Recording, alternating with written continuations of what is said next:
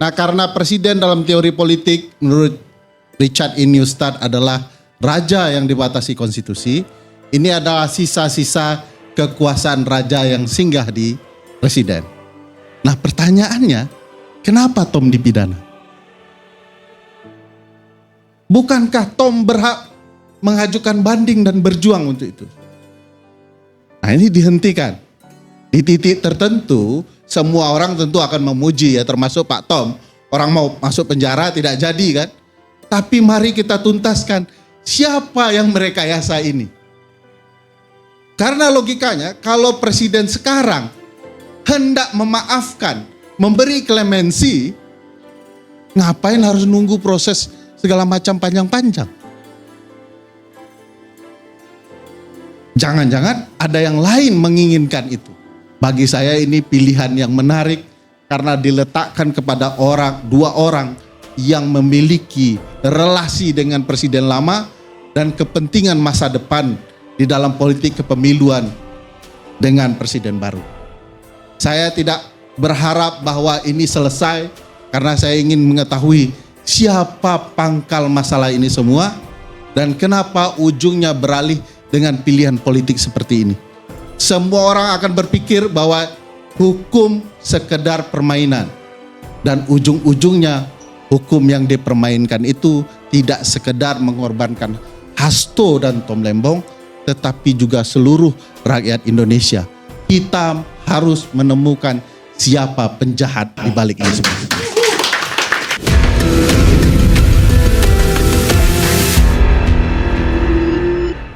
Fire dalam diskusi panas yang tayang di Indonesia Lawyers Club dipandu Karni Ilyas. Suasana mendadak membeku. Ruangan seketika hening, satu persatu narasumber terdiam hingga akhirnya muncul statement mematikan dari pakar hukum tata negara Ferry Amsari yang langsung mengunci mulut pembela Jokowi. Yah Andi Azwan Waketum Jokowi Mania yang dikenal garang mendadak bisu. Dengan sorot mata tajam dan nada tanpa getar, Ferry melontarkan tanya. Kenapa Tom Lembong dipidana? Bukankah dia berhak banding? Tapi prosesnya dihentikan, lalu tiba-tiba diberi amnesti. Semua terdiam. Kinstraf Sonderschuld, ya? Tidak ada pidana tanpa ada kesalahan. Nah, pertanyaannya, kenapa Tom dipidana? Bukankah Tom berhak mengajukan banding dan berjuang untuk itu? Nah, ini dihentikan. Di titik tertentu, semua orang tentu akan memuji ya, termasuk Pak Tom. Orang mau masuk penjara tidak jadi kan? Tapi mari kita tuntaskan siapa yang merekayasa ini. Karena logikanya kalau presiden sekarang hendak memaafkan, memberi klemensi, ngapain harus nunggu proses segala macam panjang-panjang? Jangan-jangan ada yang lain menginginkan itu. Lantas Ferry menambah peluru tajamnya. Kalau sekarang diberi pengampunan, maka siapa yang dari awal menginginkan mereka di penjara? Jangan-jangan bukan Prabowo, tapi seseorang dari masa lalu. Lebih tajam lagi, Ferry menyorot keanehan luar biasa. Jika bukan Prabowo yang ingin mereka dihukum, maka logika politik mengarah hanya pada satu nama. Tapi Ferry tak mau berspekulasi liar. Ia bicara dengan kaidah hukum, namun kalimatnya meninggalkan luka dalam. Saya tidak berharap masalah ini selesai cepat-cepat. Saya ingin tahu siapa dalangnya, siapa yang dari awal merekayasa ini semua. Kawan, ini bukan hanya soal Tom dan Hasto. Ini soal bagaimana hukum bisa diatur dari belakang layar. Soal bagaimana perbedaan politik bisa berubah jadi hukuman. Aneh juga kalau cuman mikirin amnesti dan abolisi, tapi kemerdekaan menyampaikan pendapat tidak diberikan. Ya. Nah, tapi apa tanda-tanda yang muncul dari pemberian amnesti dan abolisi? Pertama, dalam perspektif saya, ini membenarkan argumentasi bahwa dua peradilan ini adalah peradilan politik, political trial. Buktinya hari ini diselesaikan secara politik, bukan secara peradilan. Padahal kalau kita lihat, pilihan-pilihan ini cukup menarik dalam konteks hukum tata negara. Satu, bahwa ini adalah hak presiden, benar. Pasal 14 Undang-Undang Dasar 1945 kurang lebih memberi hak pengampunan, pardoning atau clemency, itu memang adalah hak presiden. Hak yang berasal dari zaman kerajaan. Raja-raja punya hak ini. Nah, karena presiden dalam teori politik menurut Richard E. Neustadt adalah raja yang dibatasi konstitusi, ini adalah sisa-sisa kekuasaan raja yang singgah di presiden. Nah, di dalam Undang-Undang Dasar kita dibagi dua tuh. Pasal 14 itu dibagi dua. Pasal pemaafan karena hukum murni itu terletak di pasal 14 ayat 1. Di mana ketika presiden memberikan pemaafan dalam bentuk grasi dan rehabilitasi, pertimbangannya diminta kepada Mahkamah Agung. Mahkamah Agung yang ngasih nih, orang sudah dipidana, perlu nggak diberi grasi, dipotong hukumannya, atau direhab nama baiknya. Karena itu urusan Mahkamah Agung, pertimbangannya di sana. Untuk urusan politik terdapat di pasal 14 ayat 2 Undang-Undang Dasar. Pemberian hak oleh presiden, hak prerogatif seperti yang dibilang oleh Pak Datuk, itu berupa amnesti dan abolisi. Nah, yang menarik dalam berbagai peristiwa politik penerapan amnesti dan abolisi di Indonesia itu agak menyimpang dari sejarah pemberiannya. Misalnya amnesti itu peristiwanya di era Romawi Yunani tentu saja di mana ada pemberontakan dari 13 daerah, tetapi kaisar ketika itu, raja, menginginkan agar menghentikan keributan sehingga orang bisa bersatu, kan itu poin Pak Datuk dan Profesor Effendi Ghazali. Harapannya orang menyatu, Bang Andi juga bilang begitu ya. Nah, oleh karena itu dilakukan pengampunan terhadap 13 pimpinan daerah-daerah yang melakukan pemberontakan ini. Dan itu kemudian menjadi tradisi dan tumbuh di mana-mana, termasuk di Indonesia. Amnesti itu juga dilakukan oleh bapak bangsa kita, Bung Besar juga melakukan ke berbagai para pendiri bangsa. Yang perdebatan biasalah di awal-awal kemerdekaan. Nah, sifatnya menurut kajian politik dan ketatanegaraan bahwa ini berkaitan dengan politik, pengampunan. Kedua, biasanya tidak untuk satu orang tapi sekelompok orang dan berupaya untuk merangkai perpecahan yang ada. Timbul pertanyaan besar dalam konteks kasus Mas Hasto adalah upaya politik apa yang mau dirangkai? Apakah tukar gulingnya agar kemudian PDIP masuk ke dalam pemerintahan? Kalau itu menurut saya agak beresiko karena kami sendiri tetap berharap ada oposan. Karena itu bagian paling dasar dari demokrasi. Kalau kemudian PDIP diseret, jelas bahwa ini political trial. Kadernya, salah satu yang paling penting di partainya, diancam dalam kasus untuk bergaining position agar mereka masuk ke dalam tubuh pemerintahan. Itu sebabnya bagi saya, jangan-jangan teriakan Presiden Megawati bukanlah teriakan untuk mengatakan kami bekerja sama dengan pemerintah, tapi mau beritahu bahwa untuk membebaskan salah satu kader terbaik kami perlu menyatakan kami mendukung pemerintah. Sekali lagi, ini membuktikan bahwa perkara ini adalah political trial. Jadi cukup bukti sebenarnya bahwa ini menjelaskan bahwa kasusnya bukan semata-mata untuk menegakkan hukum, bukan untuk melakukan pemberantasan korupsi, tapi untuk menyandera lawan politik. Yang menarik juga untuk kasus abolisi. Dalam peristiwa ketatanegaraan, sejarah dan praktiknya, abolisi itu lumrah dipilih sebagai pilihan alternatif untuk memberhentikan peristiwa hukum. Berhenti, stop. Sudah, kalau dilanjutkan ini akan berkepanjangan. Netizen akan semakin merajalela membela Pak Tom gitu ya. Sehingga nggak kuat negara untuk menahan beban itu. Perlu dilakukan alternatif secepat mungkin untuk menghentikan proses yang sedang dijalani oleh Pak Tom Lembong. Karena beliau sedang mengajukan banding. Jadi harus di stop tuh, berhenti seketika. Gitu ya.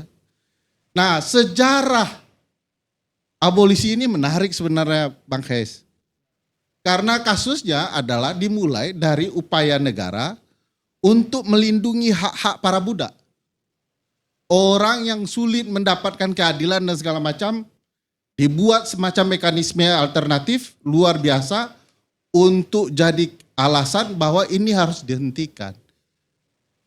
Nah, pertanyaan besarnya adalah, apakah ini menguntungkan bagi Pak Tom yang sedang memperjuangkan keadilan melalui banding? Karena dia akan membuktikan sesuatu bahwa peristiwa peradilan dia di tingkat pertama itu jadi sesuatu yang sangat janggal. Kenapa janggal? Tidak ada mens rea tapi ada kelalaian. Ini Bang Karni juga sangat fasih menjelaskan ini saya rasa. Di dalam konsep hukum pidana yang saya pahami, nah ini jangan timbul juga persangkaan kok tiba-tiba orang hukum tata negara bicara pidana. Esensi pemidanaan itu ada di pasal 28I dan 28J Undang-Undang Dasar 1945. Bahwa pemidanaan itu menghilangkan hak orang. Dan hak orang tidak bisa dihilangkan serta-merta kecuali dibunyikan oleh undang-undang. Karena pidana diatur oleh undang-undang, haknya berasal dari konstitusi, negara bisa membatasi, maka kami juga belajar konsep pemidanaan agar kekuasaan tidak sewenang-wenang mempidana orang. Nah, konsepnya sederhana. Seseorang bisa dipidana, pertama tentu ada perbuatan pidananya. Ada actus reusnya, kata orang. Kedua, harus ada niat jahatnya. Yaitu mens rea yang sering diomongin orang itu. Jadi actus reus tanpa mens rea tidak akan bisa menjadi pidana. Orang tidak ada niat jahatnya. Prof. Effendi Ghazali main korek api, mancis, dia sadar betul berpotensi menimbulkan kelalaian. Dia tahu bahayanya, tapi masih main di ruangan yang gasnya hidup. Dia potensial lalai, sembrono, ya, knowingly akibatnya, sadar betul akibatnya, sehingga dia bisa dianggap niat jahat. Jadi niat jahat dalam pidana, Prof. Effendi, bukan kayak nawaitu dalam agama. Tidak baca nawaitu, ya, kalau nggak ada nawaitu dalam paham tertentu nggak sah itu ya. Nah, tapi dalam pidana dikenal dengan sesuatu yang disebut sebagai dolus dan culpa. Dolus itu adalah sebuah kesengajaan dibagi dua, ya, purposely dengan sengaja, barang siapa dengan sengaja, gitu ya. Lalu knowingly tahu akibatnya. Sementara culpa adalah kelalaian dibagi dua juga, yaitu yang dikenal misalnya dengan recklessly, sembrono, negligent, lalai. Hebatnya dalam kasus Tom tidak ditemukan. Kalau tidak ada niat jahat, tidak ada pidana. Kinstraf Sonderschuld, ya. Tidak ada pidana tanpa ada kesalahan. Nah, pertanyaannya, kenapa Tom dipidana? Bukankah Tom berhak mengajukan banding dan berjuang untuk itu? Nah, ini dihentikan. Di titik tertentu, semua orang tentu akan memuji, ya, termasuk Pak Tom. Orang mau masuk penjara tidak jadi kan? Tapi mari kita tuntaskan, siapa yang merekayasa ini? Karena logikanya, kalau presiden sekarang hendak memaafkan, memberi klemensi, ngapain harus nunggu proses segala macam panjang-panjang? Jangan-jangan ada yang lain menginginkan itu. Tentu tidak Jokowi, tapi bisa jadi. Karena di dalam hukum tidak boleh juga mengatakan bahwa pasti Jokowi, walaupun ada 77 di mana-mana ya. Karena menurut Prof. Effendi Ghazali, angka 7 bukanlah angka Jokowi. Karena bisa jadi Eric Cantona, David Beckham, dan Ronaldo. Tapi banyak angka 7 dalam kasus-kasus ini. Jadi kita tidak boleh menuduh. Tetapi juga tidak boleh tidak menuduh. Karena dalam hukum ada azas juga. Praduga bersalah, makanya ada tersangka, terdakwa, segala macam. Itu praduga bersalah. Dalam konteks ini orang sedang melihat korelasi masa lalu antara mantan Menteri Presiden Jokowi dan mantan partai pendukungnya yang berpisah di simpang jalan yang dituduhkan Datuk Karni Ilyas tadi. Saya jujur melihat ini ada banyak hal yang perlu diperhatikan, bahwa ini memang hak Presiden tidak dibantah, bahwa kemudian ada upaya-upaya lain yang luar biasa untuk menyelesaikan masalah, memang iya. Tetapi harus diingat bahwa dalam kasus ini kasus tindak pidana korupsi pertama yang diberikan amnesti dan abolisi. Apa konsekuensinya? Selain bicara kedamaian politik, konsekuensi yang paling menakutkan adalah suatu waktu seluruh kasus tindak pidana korupsi akan digunakan amnesti dan abolisi. Sehingga kita cerita mengejar koruptor sampai ke Antartika bisa jadi batal.